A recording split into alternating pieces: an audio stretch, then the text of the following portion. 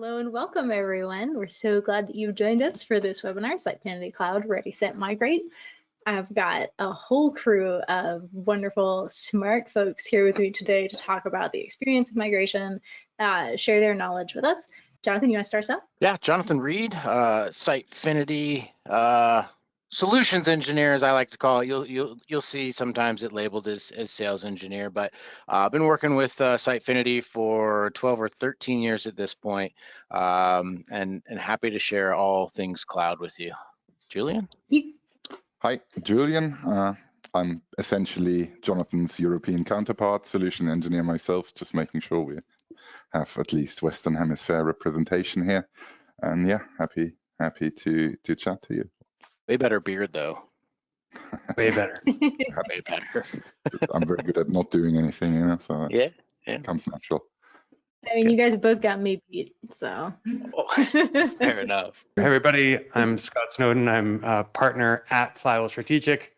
Flywheel is a Sitefinity partner, long-standing, been around. If John's been around for 12 or 13, I think we might have to go with 13 or 14 years that we've been in the ecosystem. Done a few, just to trump you, John. That's all I was trying to do. This is how we roll. Done a few cloud migrations ourselves, so really excited to share what we've learned and hear what everybody else has to say. I think I'm the only one left, right? Yeah, go ahead and finish this up. Yeah, I'm Gerardo. I'm from Mexico. That's why the name, pronunciation of that name. I work for Orbus Software, so I'm here to present our experience with our migration to the cloud and everything that has to do with the relaunch of our website. Well, the relaunch that we did last year. So happy to be here and happy to talk to you guys about it. Awesome. I just realized I actually never went. My name is Catherine Grayson-Nance. I'm a developer advocate here on the Sitefinity in Progress team. So I will be hosting today, keeping an eye on comments, moving slides along, but mostly I'm just going to let these guys talk about what they're best at. Stay out of the way. I think what she meant is keep Scott and John at bay. Yeah. But yeah, I mean, they wrote that in the description, but I didn't want to just come out and say it. They did write it. So, I should have had these going while I'm already slacking on my job. I had one job, and that was to be showing these slides as we were talking, and I wasn't doing it. That being said, we're caught up on the slides now. Let's go ahead and hop in. Why now is the time to migrate to the cloud? So I think, Jonathan, you're going to kick us off here on why. Yeah, I mean, obviously there's tons of reasons. I think for the most part we have active customers and clients on the call, but if you're not, welcome. You will enjoy Sitefinity from a general standpoint of usability, ease of use, implementation, etc., by using Sitefinity Cloud. But for those of you who have used it maybe as long as Scott and I might have started on version 5 as my first implementation. I don't know, can you beat that, Scott? 3.7. That a guy right there, 3.7. He beat me. I did have to work on some of those, but we don't talk about those years of our lives. But Sitefinity, in itself very usable. But let's layer on top of that, obviously hosted, managed solutions by Progress itself, built with uptime in mind, built with ease of use in mind for not only developers, and implementation speed with things like continuous integration and deployment, and zero downtime deployments for that matter. The why is, let's take it off your plate, to be quite honest. Let's make your lives simpler. Let's let you focus in on your core business activities. Obviously talking to your customers, potential customers, sales, however that works for your organizations. We all work a little bit differently here, but let's focus you in on those main activities. Let's let developers focus in on their activities, which is coding, styling, and clicking a button to deploy. I say this in my sales conversations, and if any of my sales reps are listening, they hate when I say this, but if we would have had Sitefinity Cloud when I was working as a partner, I wouldn't have left the partner network. And maybe Scott can attest to that later. But I mean, I hated managing infrastructure. It was my least favorite activity. I liked writing code and I liked implementing stuff and I liked it just to work. And that's what cloud can offer to you. That is a strong selling point. Like, I think you speak for most developers when it's like, we just want to do our job, do the stuff that we find interesting, and not worry about the rest of that stuff. Yep. It takes off that works on my machine stance a lot. And I mean, I don't know, I guess that's my primary excuse. You're going to take that away from me? I think we all have t-shirts that say that, but I mean, Gerardo, from your experience, I mean, being a current customer and moving from one to the other, hopefully the answer is there was really no change except for obviously some slight benefits, which we'll talk about later, but was that general practice there? Yeah, definitely. I mean, as you know, I'm on the marketing side, right? So I'm not on the development side. We had our partner, an agency that helped us throughout the whole process of migrating. And they are the ones who maybe encountered some of the hurdles or stuff related to migrating. So it was not me particularly, right? But from my point of view, and what's important to me as a customer is that we didn't have any setbacks. That the migration went on swiftly, that we didn't lose any content, we didn't have any SEO impact, I mean negative impact, that we didn't have any kind of problem while doing the migration. Everything went swiftly. So in terms of like our experience, that was definitely the most positive thing from this process. And also uptime afterwards. So is this whole "it just works" promise true? I mean, I guess it's true. It was working before. It keeps working, and that's what's important to me, right? So it keeps on working. I think that's. It sounds like I'm not working on your marketing, but yeah, it's a solution that keeps on working, right? Yeah. You might steal that as a tagline. It just keeps working. Yeah. It just keeps working for my liking, but yeah, that's my experience so far. Awesome. I think if anybody that is in our orbit has had a benefit or a reason to do it now, I mean, you guys talked about being developers and not wanting to deal with the infrastructure, but it's actually rarely the developers that are dealing with the infrastructure. It's usually the IT department or sort of some system engineers, and it's not really their full-time job. They've got a bunch of operational infrastructure that they got to manage, and the website is sort of one component of that, and it's the one that has a lot of churn. There's people managing it and changing it on a regular basis, and so for them to take that headache out of their ecosystem is a huge relief. So there's added reliability, there's added security, there's added sort of speed of deployment and resiliency. And I think that's a good reason why a lot of the clients that we help have done it recently. That's a good point. I mean, obviously, you know, whether you're building a public-facing brochure type of website, it's your e-commerce implementation, it's often passed around between groups, and this really gives a chance for it to be held in one known place, well documented, and really have limited worry on, you know, is it up and is it working? And I mean, I'll say managed critically. Go ahead, yeah. Usually the stuff that people have to worry about is all these other sort of bigger operational systems, and the website is usually fine, but you're never really perfectly confident you know exactly whether it's secure. You're not exactly sure if it should be running a little bit better. So for what it's worth, just get rid of the infrastructure, get rid of the uncertainty, and place it somewhere where you have that peace of mind. Yeah, good point. And get back to worrying about the stuff that, you know, really distracts you. Oh, there's always something else to worry about. Yeah. There's a never-ending list of other things we could focus on, right? But we talked a little bit about control, and I'm going to use that to segue us, maybe not as smoothly as I could have, but segue us into on-prem versus SaaS.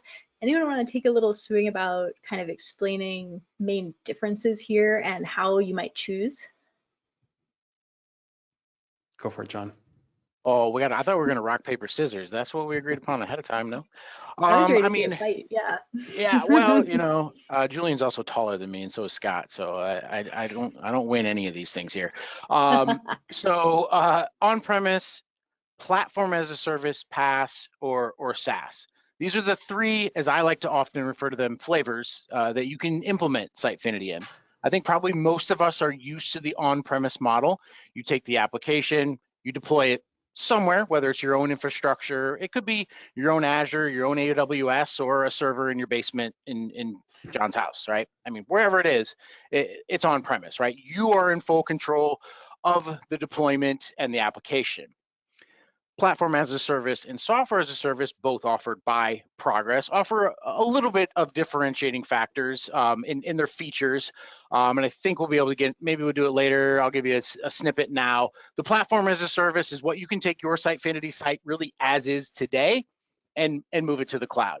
It's limited change and implementation process.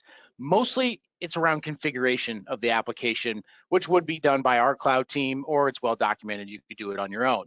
And then you can stand up your current Sitefinity application really as is. Again, asterisk, right? If you're connecting to local sources, other stuff, again, asterisk here, we would investigate it with you, right? And your application is stood up. This is a very similar process that Gerardo and his team went through, moving to the platform as a service model of Sitefinity. Now, more recently, we now offer what I affectionately call Sitefinity as a service, or software as a service, which is, again, a hosted model of Sitefinity offering the same things with, content delivery networks, pipelines for deploying of the application. But there's one slight difference. It focuses in on our three-tiered architecture. You actually only get access to the front-end technology, and in this particular case, it's ASP.NET Core 8 with our most recent 15.1 release, and we'll continue to grow with that as we see. And the CMS is actually automatically upgraded. Now, there is a slight differentiating factor between automated, which is offered in PaaS, and then automatic. So the CMS itself, because you cannot make any modifications, so that's the biggest sort of change between SaaS and PaaS, is you cannot modify the content management layer of the application. So I can't get in there in C# and do some custom authentication provider, right? But we still have configuration-based authentication, OpenID, typical stuff that we've been doing. So this allows us to automatically upgrade. So for example, when Sitefinity 15.1 came out a few weeks ago, tomorrow it's upgraded. Now you have an automated process for your front-end technology. You click a button, does a pull request, and some magic. The platform as a service follows the automated process where we branch your code, we upgrade it for you, we create a pull request. You're still in full control of over all of your front-end technology deployment. So those are kind of the main differentiating factors. You have, again, full control over your code. You still own your content and all that information, and really does allow you to focus in on business critical activities like speaking to customers, potential customers, et cetera. So John, just, hey kitty. King loves when I talk SaaS. He gets him really Another happy. expert. I'm going to use the cat interruption. Not a webinar with John unless the cat walks across the screen. I'm going to use the cat interruption just quickly. Kathleen, I think we have also a nice overview I showed over on 17 or something. Maybe you can quickly put that up. That will summarize essentially what Jonathan said. And if you have any questions around that, obviously, please pop them in the chat. We have a few more people even here who will help us to answer them directly from the cloud team. So please go ahead and do so. Slide 7. Yeah, 17. I would, while we're looking at the right side, I'm just going to clarify that all of these solutions allow you to do integrations and allow you to customize your experience. If you have a sort of custom application that lives right inside, embedded inside Sitefinity, then you're going to want the PaaS version. If you have a primarily content-focused website with some API calls and some triggers that help you move data in and out, SaaS is a great consideration. If you're on-prem, you're probably dealing with the headaches that have led you to come to listen to us chit-chat for a little while. So you're probably thinking about which one of those platforms suits you best. Next one, I believe. Yep. Sorry, slide. There we go. Sorry, I made an attempt to turn off my screen, get to the right page, start showing it again. I shouldn't have bothered. Made it. All good. So yeah, to Scott's direct points there, both models allow for customization. It's just a matter of where you might be doing some of the customization. So the SaaS model still allows for full front end control, all the things that you're used to today, view templates, page templates, etc.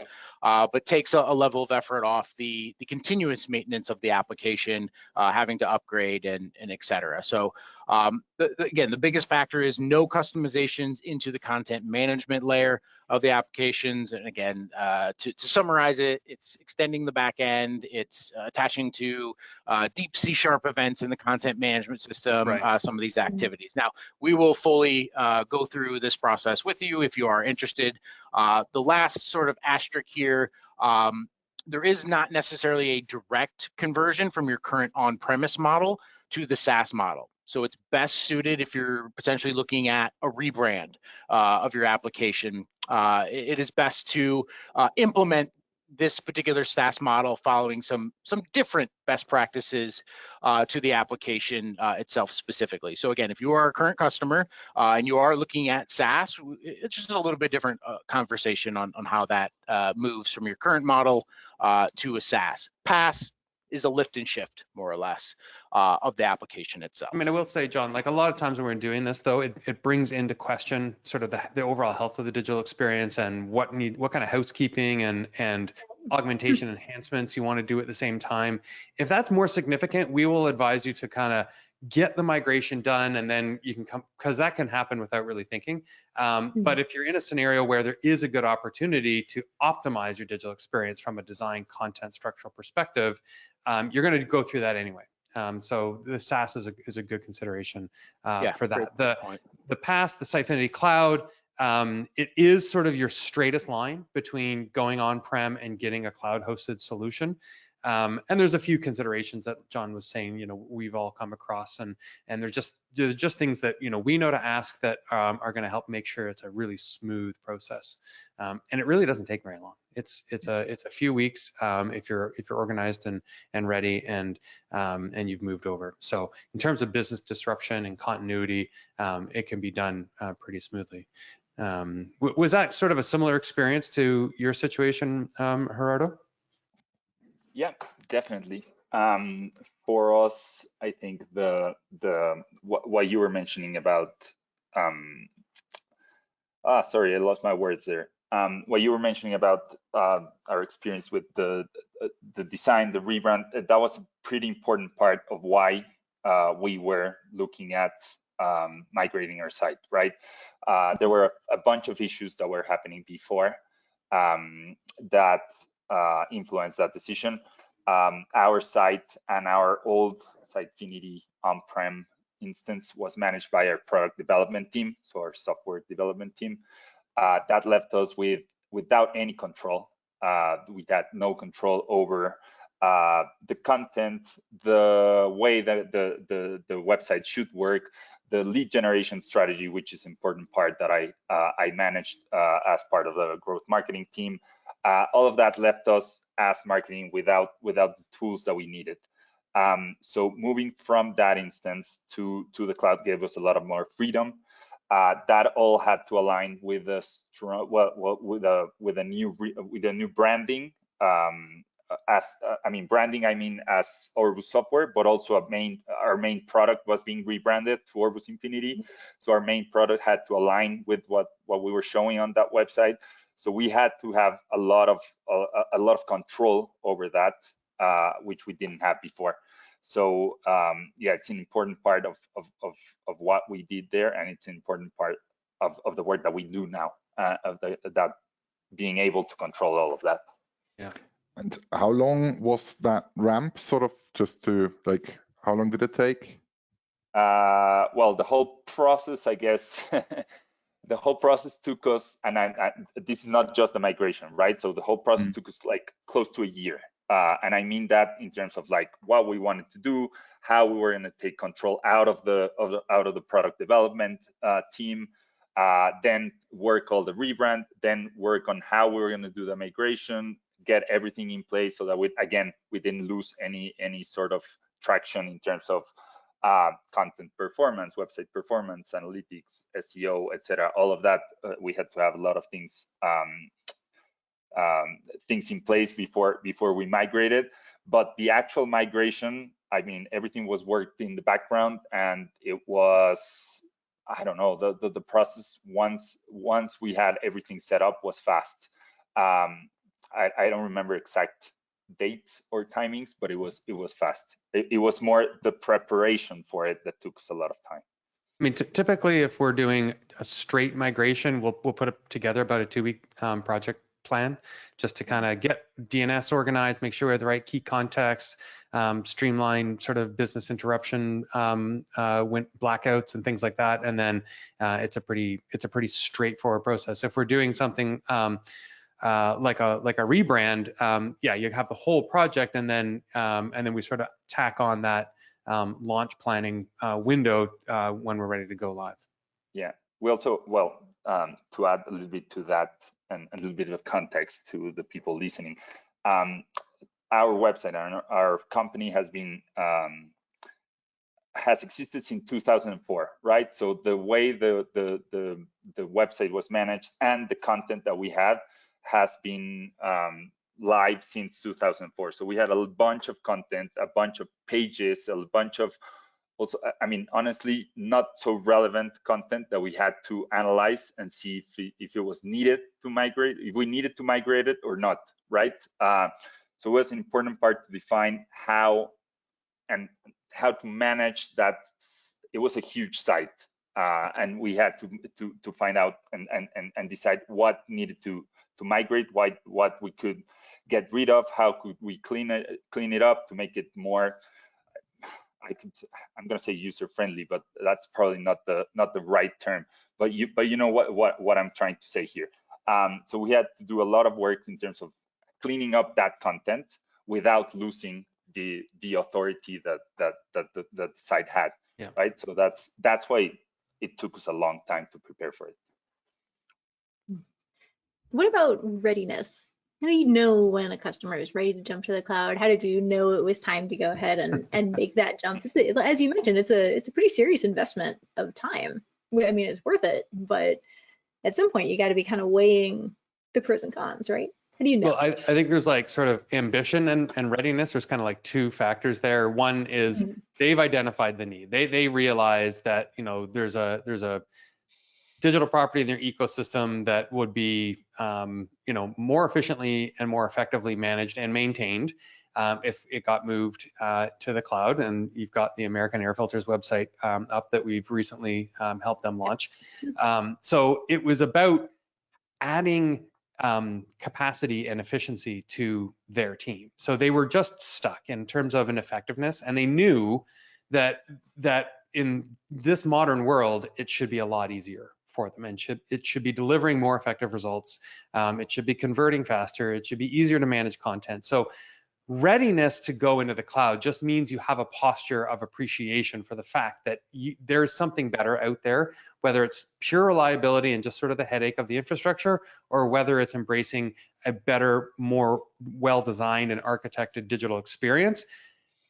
There's that kind of readiness. And then there's readiness in terms of, have you gone through the checklist? Do you have access to your DNS? Is your current web hosting provider on board and supporting this plan? Have you got your business decision makers in line? Is everybody on board? You know, are there any other dependencies? You know, Jonathan was and I were talking about some of those integrations. You know, are you going to need to make any adjustments to your so there's that kind of technical checklist in terms of readiness. That's something that we will help organize, and Progress will help organize when you're doing a cloud migration. So that kind of a tactical readiness plan is part of what you're going to get when you come in the door. In terms of, am I ready to take and move into the cloud? I think it'll be sort of an obvious realization for you when you're like, I need something better than what I've got. Don't forget security readiness is part of that as well. Good point. Yeah. Yeah.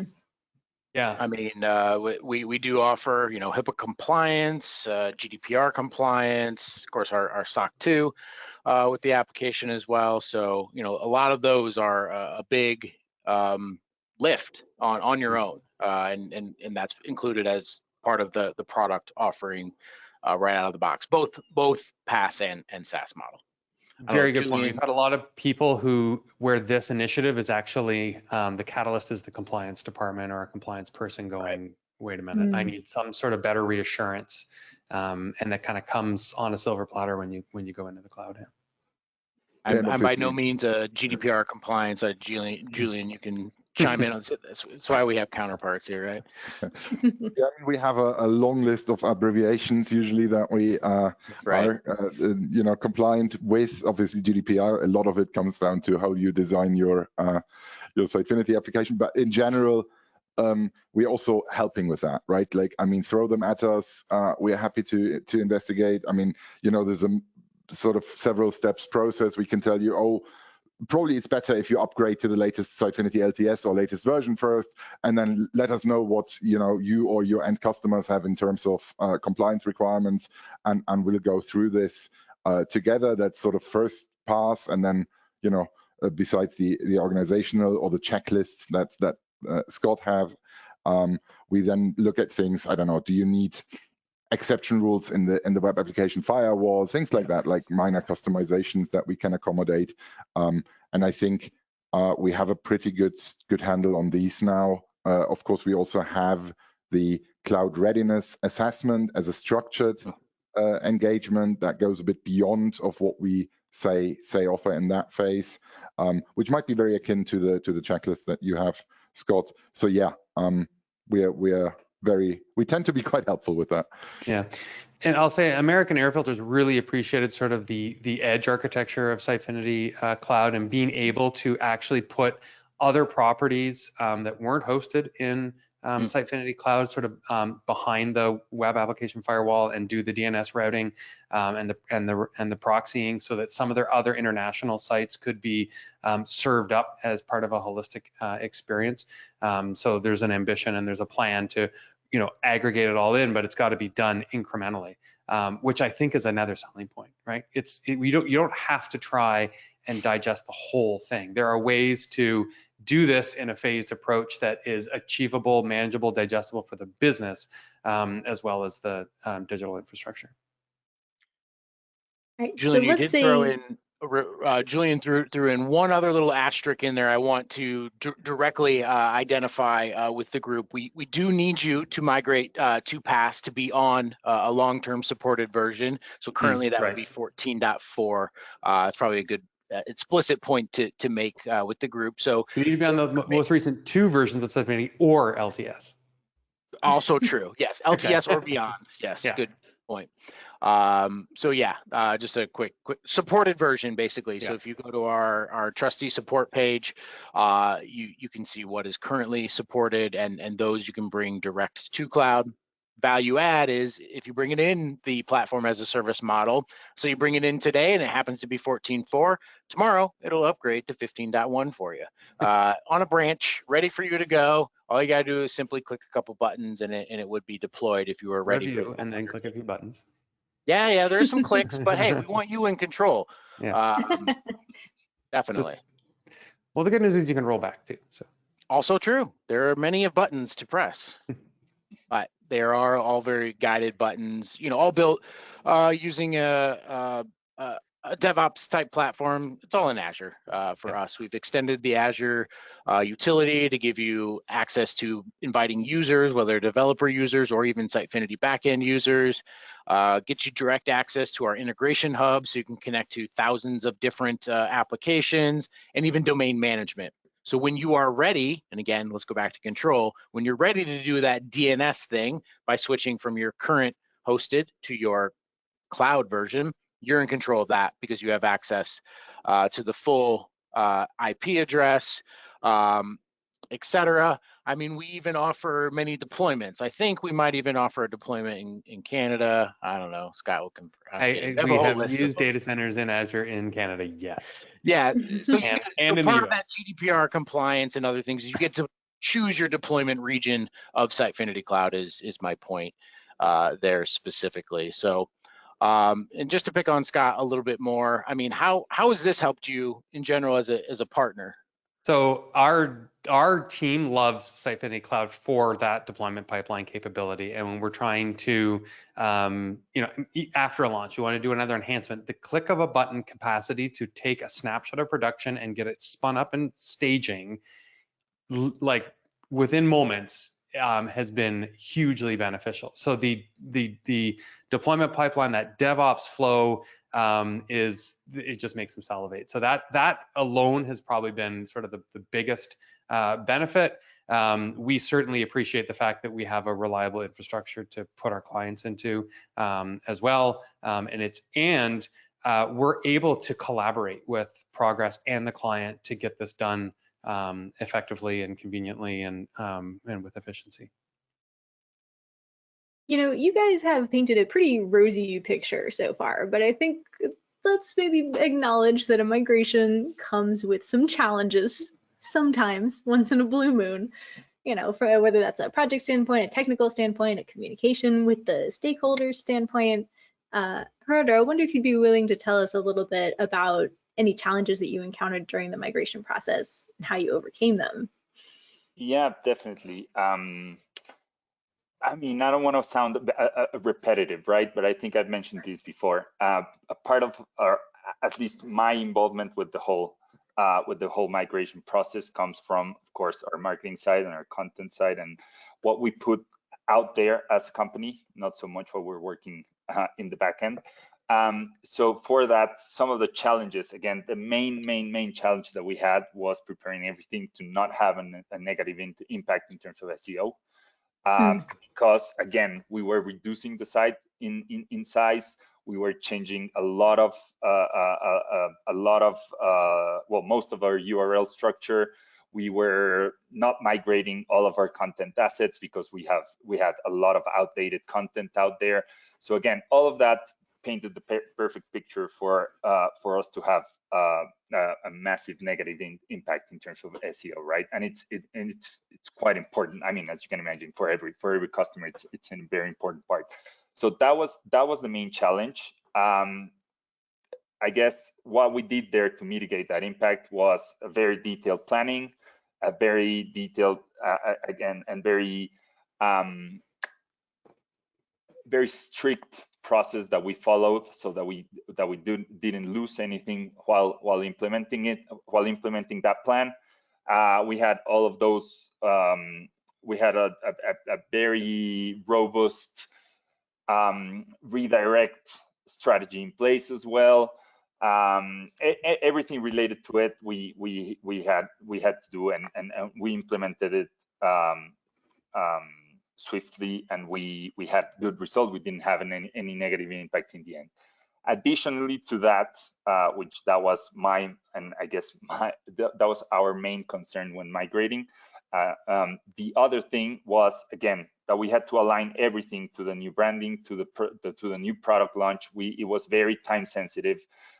We had a specific set date to launch, and we had to make it work till then, to that date, right? So that was part of another challenge, and an important one that we had to overcome.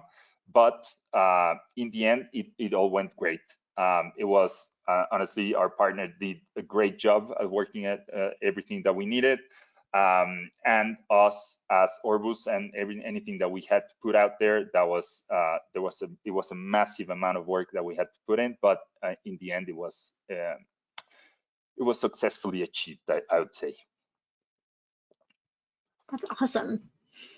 I'm actually gonna flip the question and ask you pretty much the same thing, Scott. Is that, from a different perspective, when you're preparing for this, what kind of challenges are you anticipating, and how are you kind of working to mitigate? Yeah, just a little question. I will take myself off mute, and then I will echo what was just said, that it's all about good planning, comprehensive organization there. You kind of got two buckets that you're thinking of here, right? You got a technical challenge and you got process challenge. And so technical challenges come down to, have I actually itemized, thought about, planned, acknowledged any customizations, integrations, or third-party dependencies? So is there anything in the ecosystem there that might have been forgotten about, or nobody knew existed, or didn't appreciate the way it works, or something like that? So there's those little those little things will sneak up. So do a proper audit and inventory of your whole environment. Get somebody technical, if you're not working with a partner, to take a look at your current code base and just make sure that there's nothing from a technical perspective that is going to present an incompatibility. And you might not know that, but just itemize things that are not native to Sitefinity. What kind of integrations and customizations have you got? Are you on the latest version? So we just talked about that quickly a moment ago, but you have to be up to date. So that can slow you down. If you need to do an upgrade first, be aware of that, schedule that, plan for that. And then, as we've been mentioning, SEO, redirects, DNS, technical elements like that, you need to make sure that there isn't anything peculiar or necessarily interesting going on in your environment. If there is, document it, write it down, prepare for it, because it can all be managed nicely, calmly, patiently, easily if it's organized, right? Mm. And then you've got business process related stuff that gets in the way. You've got lack of clarity internally. You've got lack of communication. Like, communication and clarity are two different things, right? You may be communicating all the time, but if you're saying the wrong thing, that doesn't help. So make sure that the right people know that you're doing this project. Make sure the right people are involved in weighing in on what's going to look like when you do the migration. If it really is just a lift and shift and you're not soliciting any input on how to make any modifications, people love to stick their hands up and go, oh, but could we just? I love could we just, right? That just takes every project right off the rails. So, so manage that, right? And we all know this stuff, right? But be really intentional, really clear about who has to be involved, who gets impacted. Is there a business, is it a transactional website? Are you constantly collecting data? Does that need to be managed effectively when you're doing a DNS change? Because there's going to be a moment there where traffic shifts, and how do we manage that so we keep things going? There's ways to do it. You just got to think about it and organize it. So from a process perspective, and I'm not even talking about whether or not you're doing a redesign or a rebrand, right? I'm assuming that's a different project. If it's just the migration, you still want to make sure process is formalized, clarified, communicated, and technical. There's an audit and an inventory done to make sure you're ready to go. Scott, maybe on the points that you raised also, I mean, obviously I'm looking at it from a more technical perspective, but also with the better, say, DevOps capabilities, have you found that generally organizations have become more agile by introducing processes, or have some struggled with the processes? Obviously not just the good point. So I'll be honest, some people are like, DevOps, pipeline, what are you talking about, right? I just FTP some code up to my site right now. So you're going to get rid of that kind of ad hoc management of your website, which might sound a bit daunting, but boy, is it reliable and give you that kind of peace of mind. There is a different way to get your code promoted into your production environment and do it with safety, with reliability, so you can roll back with the click of a button, all this kind of stuff. So if your organization doesn't have that kind of a formal way of managing just the infrastructure itself, let's have a chat. There's a little bit you're going to want to know about how your life is going to get better as a result of using the whole PaaS environment. So there's those kinds of benefits as well. Did I answer your whole question, Julian? I felt like there was a second half of it that I've now moved on from. No, pretty spot on. I mean, I just wanted the realistic picture, because like you described, what we have encountered is quite often customers that prior didn't have really DevOps or continuous delivery thoughts, you know, that kind of thing. They use Sitefinity Cloud to essentially establish that in their organization. Right. So for those who don't know what these buzzwords are, right, we're just talking about a streamlined way for you to get new code into your environment. This does not have a single thing to do with the way your business team and your marketing team publishes new content, creates new pages, adds new downloads, creates forms, all that kind of stuff in Sitefinity that you log into the CMS and do. You can do 24 hours a day, 7 days a week, all the time. Go. We're talking about dev changes. We're talking about code deployments. We're talking about new features and functionality that we add to your whole digital experience. There's a way to do that so that you don't have to take your website down when you do it, so that, you know, if you have to roll back, you can, so that it's done and tracked and everybody on a larger team is singing off the same song sheet.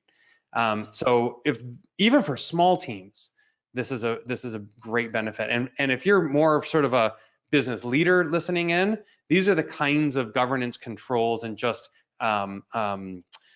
again, peace of mind that that's gonna help. Well structured, well defined, linear movements to code.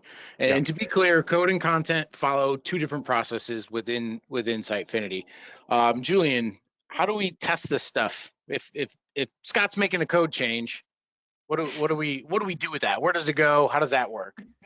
Yeah, I mean, that's one of the major parts, often that's mentioned as very helpful, is the automated build pipelines that first of all build the project onto one of the cloud environments. And I think there was also a question there.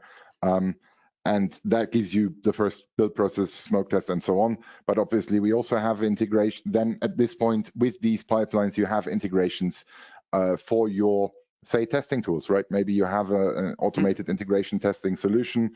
Kafka project has one, but it doesn't matter really, whichever is your favorite one, and you can hook that into that process and then see, okay, all pipelines green, deployed onto staging, and then from there on you can promote it on. And I'm really concerned I'm getting too technical here. No, but you mentioned something, you said staging. So I think basically to oversimplify it, you get two environments with any of our cloud offerings by default.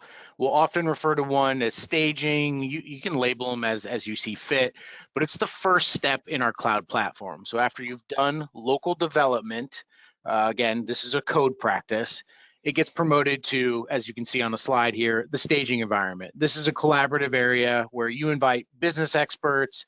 Hey, John Reed was successful in implementing a new feature for you. Could be a widget, could be styles, could be whatever, doesn't matter, but it's generally code related. From there, you also get a production environment. This is served to, I struggle to say the public because you could have secured portals and other stuff here, but this is what is publicly, quote unquote, publicly available. This is your end product, right? And that is your production environment. Good news is you can also add additional environments because these code customizations are a linear process. We have many customers who like to add a secondary environment kind of off to the side for longer running tasks and development-based processes. But this is fully automated. There are approval processes for staging to production. Again, you're tired of me saying button clicks, and it's not like it's a lot of effort, but we want you to have the control. We want you to physically say, I'm ready for this package to go somewhere else. It really is a dashboard where you can, you can manage this with button clicks, right? Whereas a lot of people right now are FTPing and RDPing and, you know, whatnot. And fingers crossed. Exactly. Please work today. Yeah.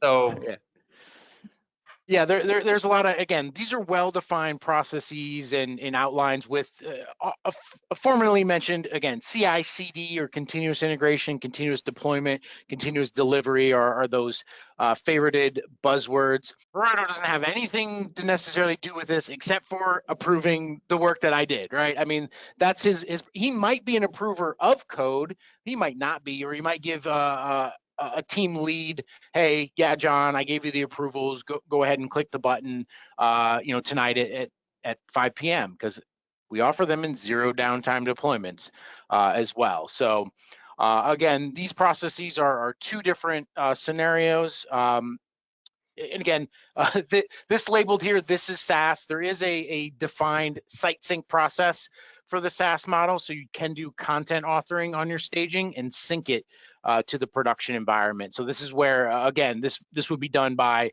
Gerardo and his team for content authoring and editing and syncing it. I don't recall, Gerardo, are you guys using Site Sync today? I don't recall.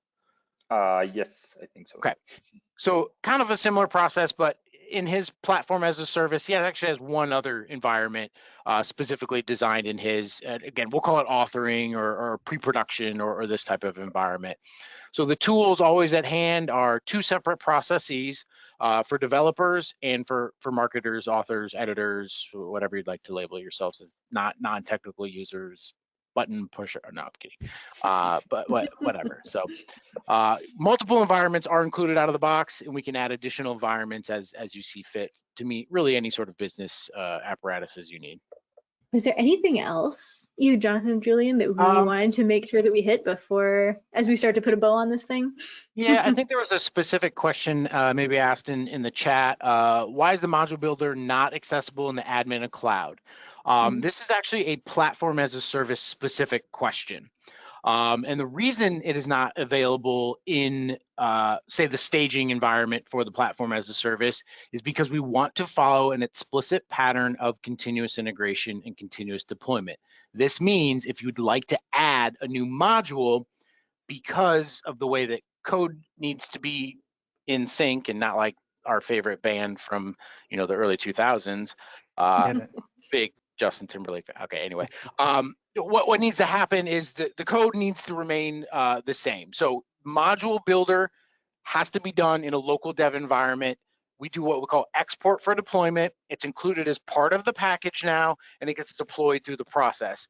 Basically, there's no configuration changes unless you've explicitly opted in the config to be changed on cloud, which there are some that are fitting for this. It is by design that you cannot access it in the platform as a service. That being said, asterisk, right? SaaS works differently. SaaS, you actually make all your module builder changes in the staging environment, and you use the site sync utility to push it to the production, and also you're connected remotely via your local dev. So there are some slight differences in the two different applications, but it is by design that the module builder is not available in the platform as a service directly on cloud. So I think that was a question in the group. But if you have more specific questions, don't hesitate to reach out to us. We can definitely dive in there deeper. For not to deviate from our good cloud discussion, but if you're running on-prem and you have site sync going with your production environment, you start fiddling with your module builder in your site sync staging environment, you're going to have trouble. So it does end up bad. Reasons, if you're running this and having sort of conflicts, that's why. Well, one of the reasons why. So sure. Another question. So obviously there's been a lot of technology shifts over the years. So this question is specifically about the .NET framework technology called web forms. Now, please do not confuse this with the idea of a contact us form, right? There is a technology in the Microsoft stack called web forms. If you've been on Sitefinity, as long as Scott and I, you probably used web forms at some point in your life. That being said, when you get into the 14 timeframe or on the supported modules or supported versions, excuse me, so application versions, web forms still work.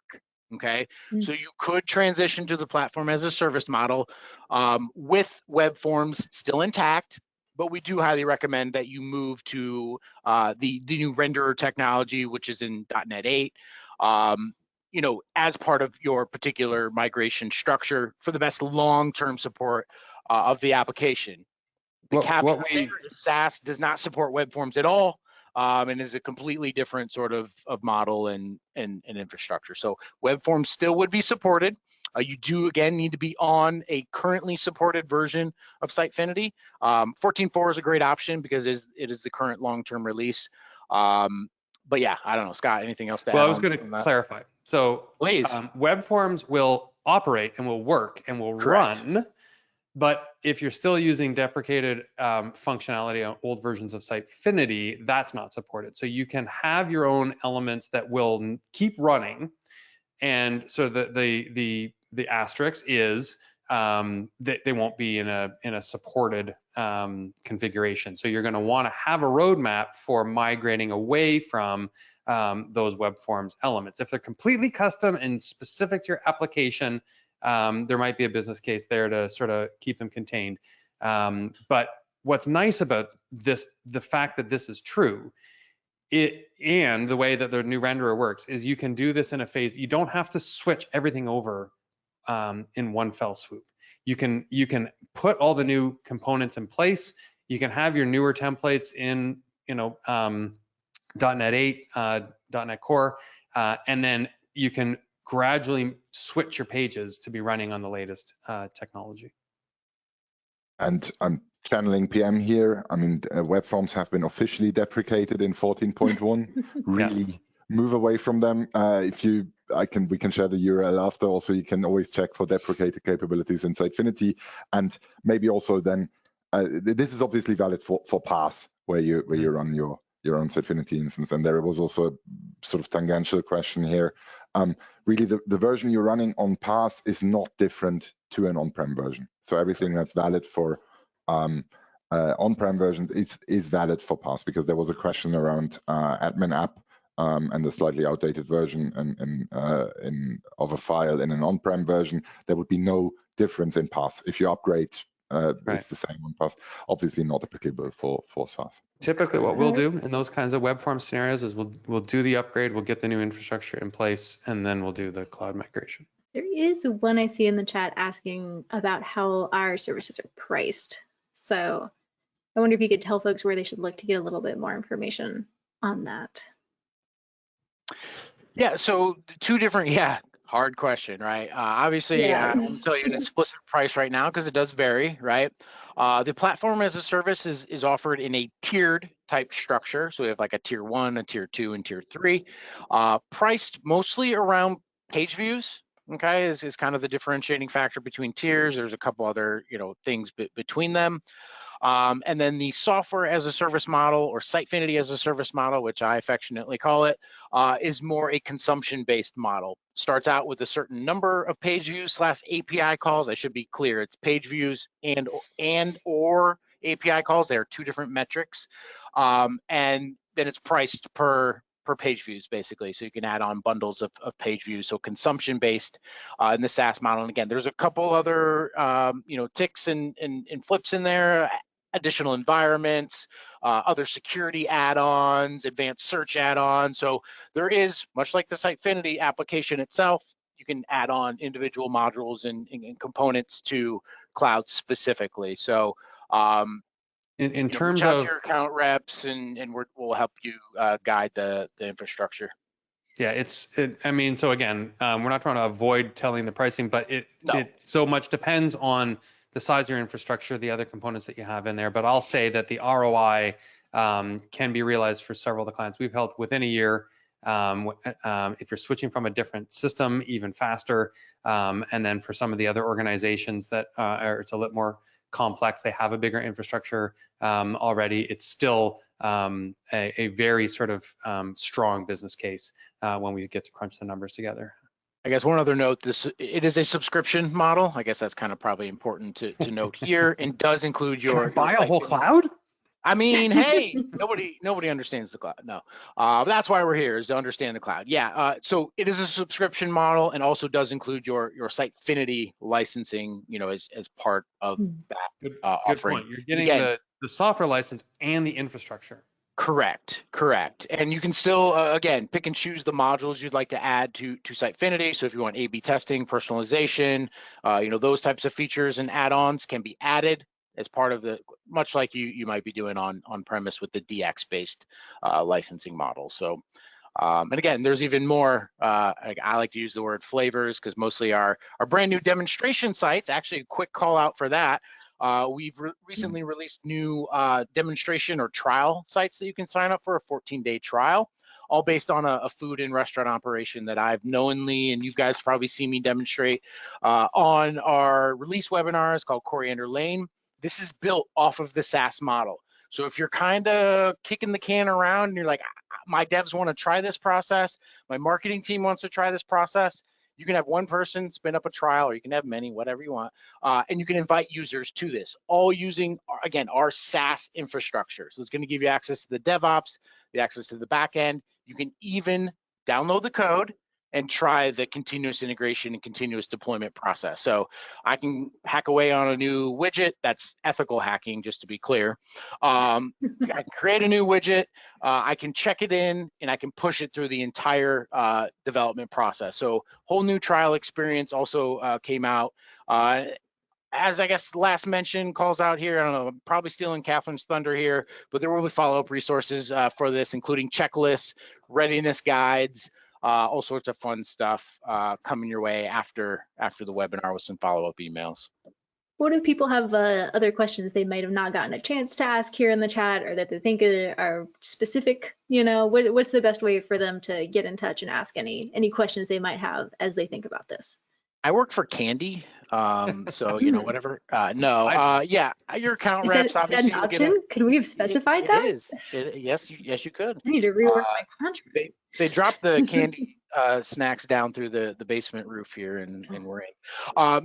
Yeah, your account reps are obviously a great resource. There will be also follow-ups on this. I mean, there are definitely, you know, contact us forums on the website that you can also use to reach out and get more information. Find me on LinkedIn, everybody. I'm Scott Snowden. I'm on LinkedIn. Come and say hi. Yep, lots of channels. Scott likes to host the Ask Me Anything things on. We do those on LinkedIn. Great insight resource as well. It's a good shout out. If you're using Insight, we got monthly Ask Me Anythings where we'll take your questions and we'll talk about some of the questions that we've been helping our clients with that month. Actually buying, twice a month. I can't ever can see. We're doing it all the time. Often. Well, on that note, I think we are just about out of time. I want to thank you guys, those in the audience who tuned in, for watching, sending us some good questions to look at.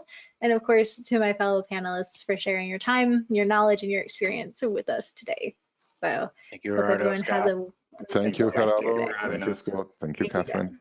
Bye. This was fun. Thanks, everybody. Bye.